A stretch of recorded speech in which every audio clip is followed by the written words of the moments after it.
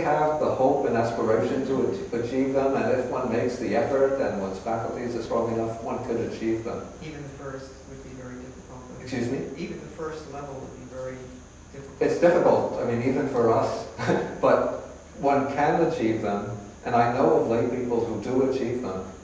And what I found, by questioning and the talk that comes around, this is interesting, it's a little bit, in a way, contradictory to what the texts say, but it seems that the ability to achieve the jhanas depends to a great extent on a person's aptitude, mental disposition, rather than their way of life. So, many monastics who lead very diligent lives of meditation don't achieve the jhanas. Whereas sometimes I hear of lay people who just meditate for a short time and they're said to achieve them. And that's been in some of the Buddha's stories, I believe. One sees them in some of the stories. Like that. Usually what they get like that is stages of awakening.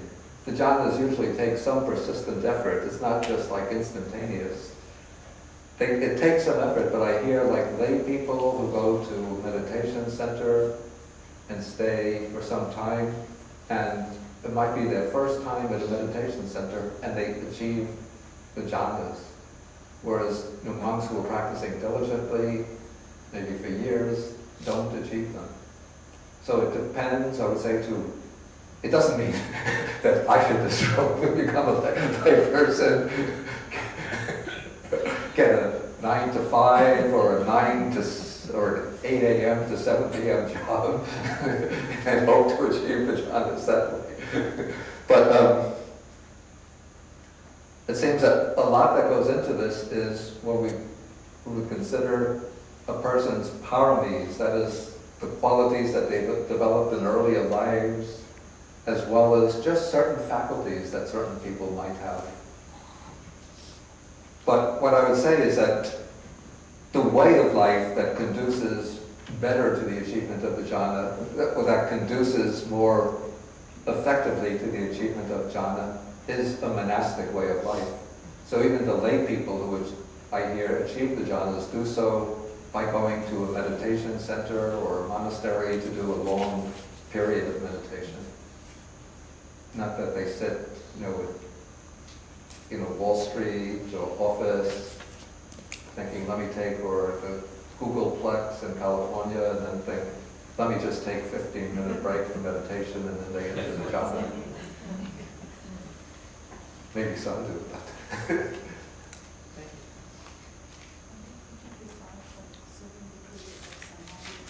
Can you use the microphone, please? yeah, I want the microphone. Could you please define a certain degree of some concentration for insight meditator? Okay, the question is, can I please describe or define what is meant by a certain degree of samadhi or concentration for practicing insight meditation? Actually, there isn't really a fixed degree of samadhi, because some teachers use, in the approach of dry insight, start the meditator off using the approach of dry insight, even from the start. And so what they do is to start with an object that's always changing, and just note mindfully whatever object arises to the mind. So, for example, in the Burmese system of Maha-Assapura, one begins usually with observing the rising and falling of the abdomen. Then if one experiences a wandering thought, one just makes the mental note, wandering mind. If one is remembering something, one notes remembering. If one is planning, one notes planning. If one feels pain in the body, one notes pain. If one feels pressure, one notes pressure. If one feels hotness or coolness, one notes hotness, coolness. So one keeps on noting. But then what happens through the continued process of noting, then the mindfulness becomes stabilized, so that one is mindful of every experience that's occurring. And then the mind can remain on its object consistently over an extended period, observing the changes taking place in that object. And by focusing on an object that's changing and observing the changes, then one goes very directly into the insight of impermanence, even without going through a fixed kind of samadhi. But other teachers try to lead the student to the development of what is called upachara samadhi, access concentration, in which the nimitta appears, but the mental factors are not yet strong enough to put the mind into jhana. Then once the mind is able to go into access concentration, then the teacher will guide the student into the practice of insight meditation. Or some teachers like Goenka, in the Goenka system, one doesn't even aim to go into access concentration. But in his typical 10-day course, one spends the first, I think it's 3.5 days, just focusing on the breath, the sensation of the breath around the nostrils. And then one moves on the 4th day into the practice of insight by observing the sensations in the body. So that's a kind of, well, it's one size fits all for everybody. So it's always, everybody has the same instruction, 3.5 days of the concentration practice, and then on the 4th day, afternoon, start with the insight practice.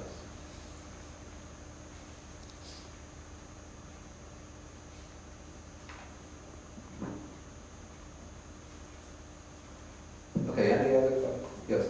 Bhante, would it be possible to achieve one of these jhana state outside of the meditative experience? Basically outside of the sitting or walking meditation like in our daily life? I don't see how that would be possible.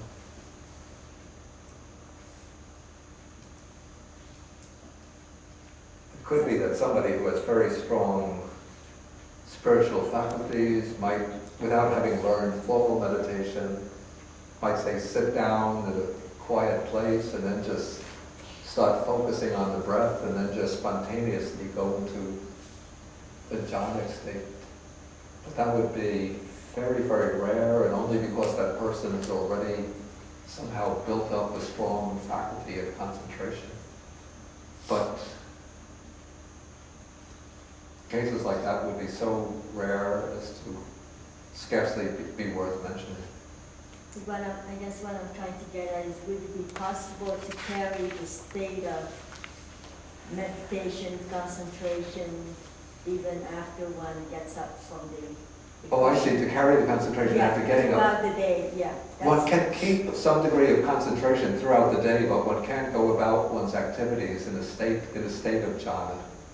It has to be done in the sitting meditation, because what happens even in the first jhana is that the factors, these two factors of applied thought and sustained thought, have to be focused on one object, which is the object of concentration.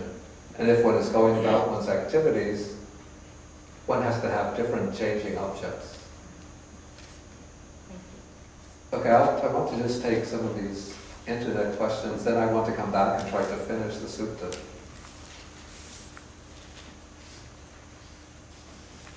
Okay, what is the difference between piti and sukha? I don't want to go into a technical discussion of the difference, but let it just suffice to say that piti is what is translated as rapture. It's a joyful, exhilarating state, whereas sukha is mental pleasure, a feeling of pleasure. Okay, then next question. Nowhere is it mentioned that in the process of developing the 4 jhanas that all 5 senses stop functioning. Why is it not included as part of the 5 jhana factors in describing jhana? Yeah, it's simply nowhere said that the 5 senses stop functioning. And it's only in connection with the formless jhanas that that the senses stop functioning. Okay, it is said that without completely letting go of attachment to the body, it is impossible to attain jhana. It seems that total abandonment of the 5 hindrances include letting go of bodily awareness.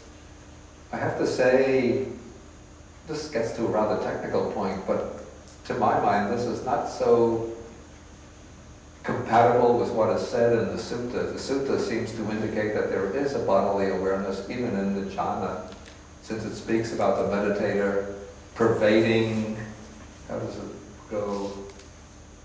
He drenches, steeps, fills, and pervades this body with the pleasure of the jhana.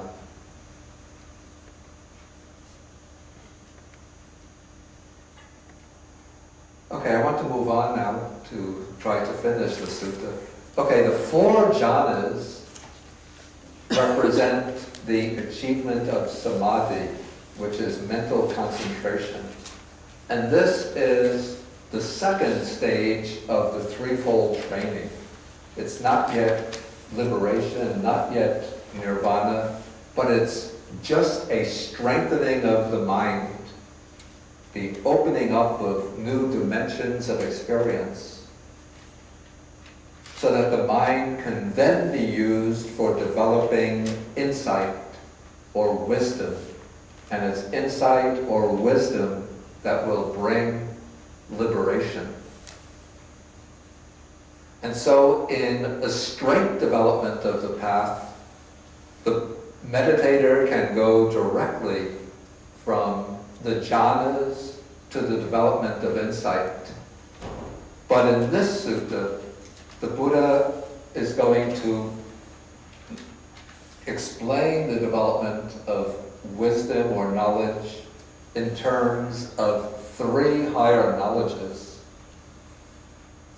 The first 2, strictly speaking, are not necessary parts of the path.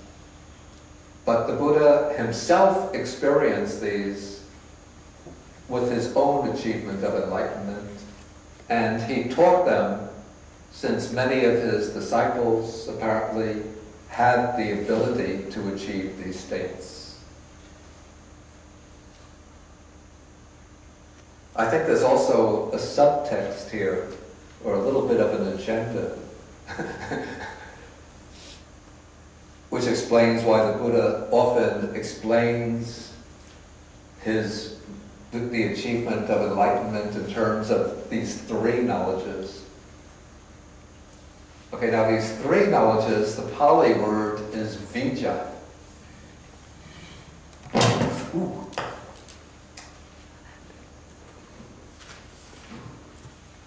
You see, you have to be more mindful what you're doing.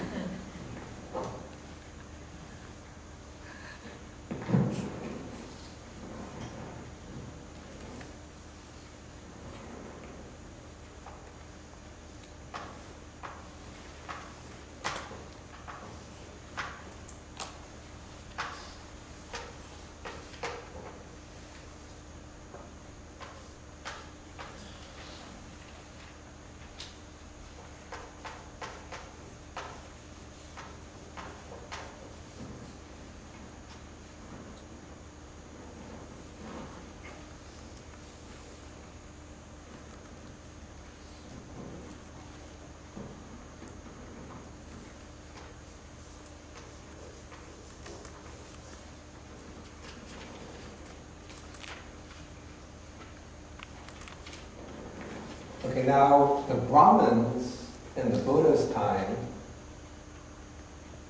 had a group of texts that they regarded as sacred. They're holy scriptures, which they memorized and recited and used for the performance of rituals. And these texts were called the Vedas. And there were 3 Vedas: the Rig Veda, the Sama Veda, and the Yajur Veda. Now, the word, Sanskrit word vidya, or Pali word vijja, originally meant knowledge of the Vedas, the wisdom that the Brahmins believe they derive from the study of the Vedas.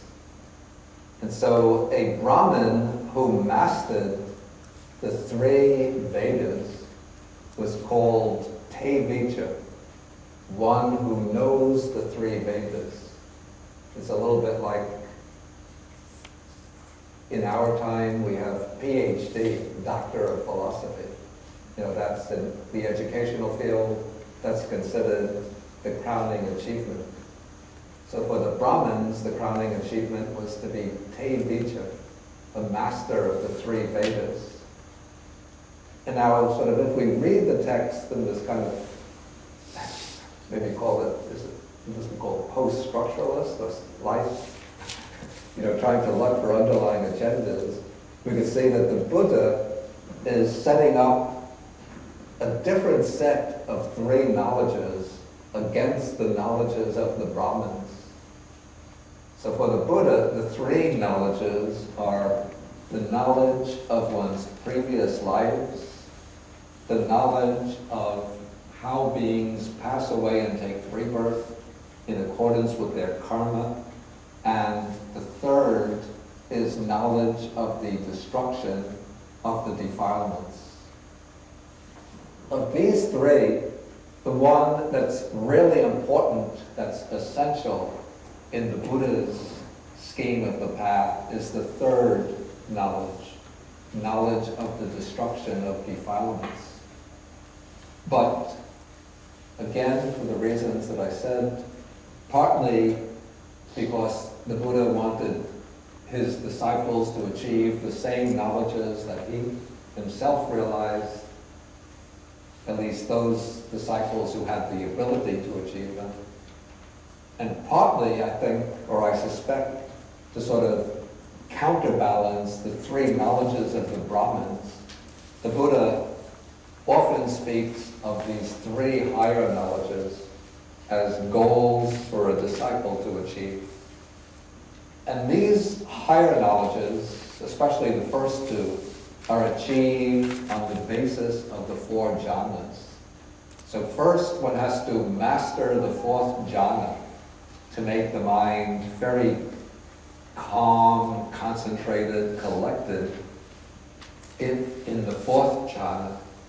And then on that basis, one directs one's attention back throughout one's present life, and then directs the attention back past the moment of conception in this life, till it sort of breaks through that barrier put up by the previous death, and one is able to recollect one's immediate past life.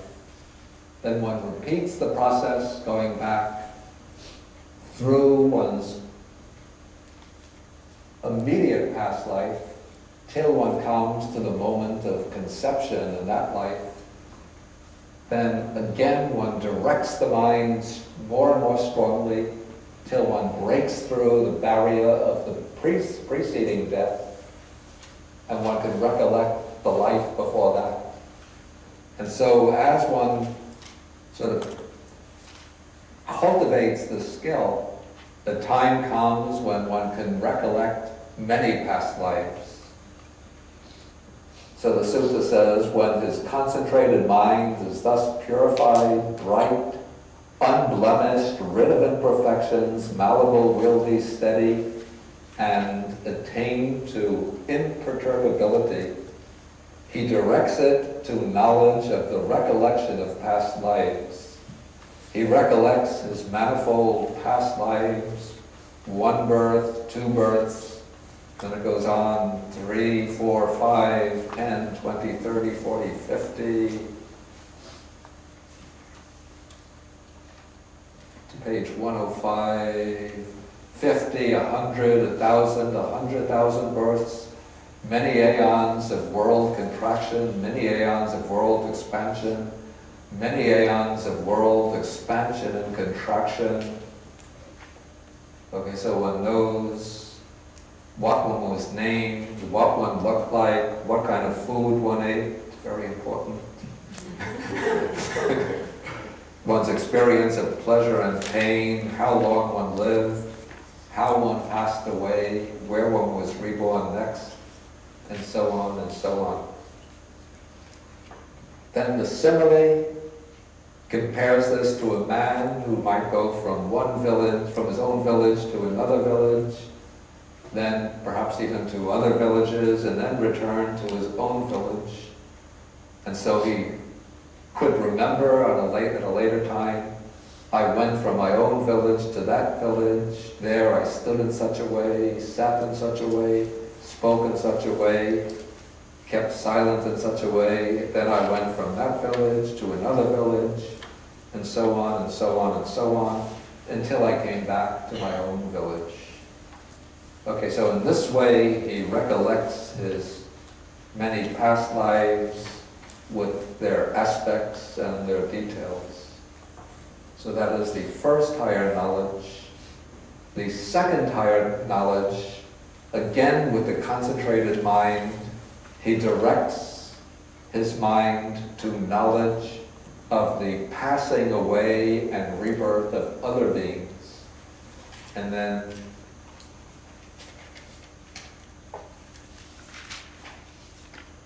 he sees how beings pass away and take rebirth in accordance with their karma.